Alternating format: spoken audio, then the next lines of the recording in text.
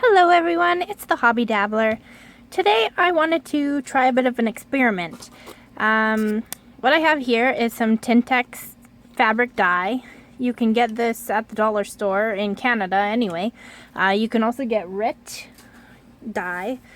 And I wanted to see if I could duplicate how this works, how the pigment powders work. I don't actually have any pigment powder, so I'm not exactly sure, but I've watched videos and basically they sprinkle it on and they add water and the pigment, expands and moves everywhere. So I thought, well, why not try it with some fabric dye? So what I did was I got some RIT dye and some Tintex. This one I actually got at the thrift store for 25 cents. I have some navy blue, some royal blue, and some mauve. So all I've done right now is I've taken a piece of watercolor paper and I've taken some gel medium and put it through some stencils. So I'm gonna start, I think, with the navy blue because it's the darkest, and I'm just gonna put a little bit of powder on the page and then I'm going to wet it. And I want to see what happens. Now this is not fine powder, it's fairly granular.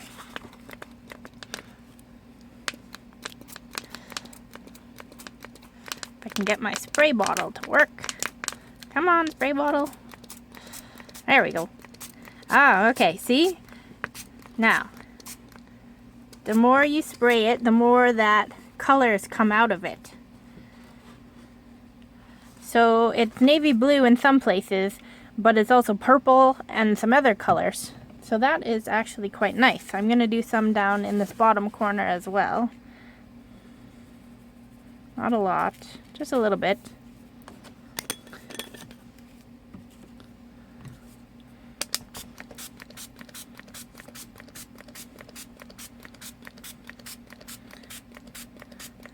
So I wouldn't recommend doing this on regular weight paper because you have to really wet it. But look at that. That's nice. Okay. Okay, let's try adding some royal blue and seeing what happens. Royal blue is a little bit thinner. I'll add some over here. Kind of spread out everywhere, but that's okay. And I'm going to add some down here as well. Let's see what colors we get from this.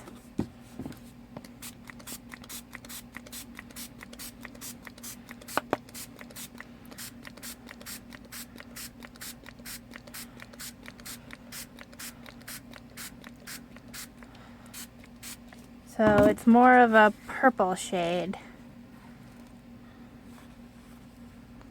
Well, that's interesting.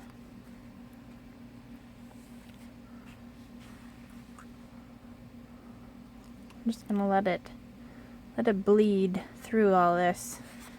Maybe wipe some of that off. Okay. Now let's try some mauve.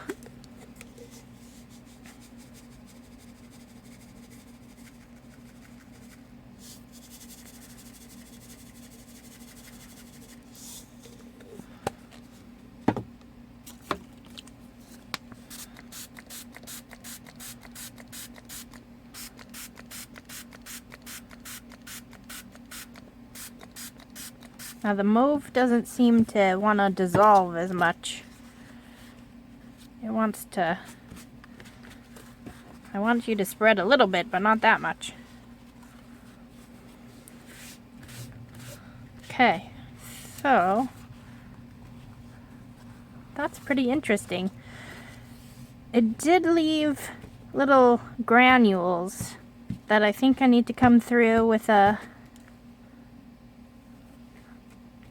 baby wipe and take off of there. Or maybe once it's dry you can just peel them off. Or shake them off, I mean. But I don't mind it. It makes kind of a cool watercolor look to it. Now these little particles are a little annoying. I'm not sure what they are. They don't even have color in them anymore. They're kind of like just granules of sand. So I'm going to give this a quick dry and I'll be right back. Okay, so I've dried it off and I've kind of just shaken off the little granules that were left. And here's the product. It went around my gel medium okay. It spread out nice.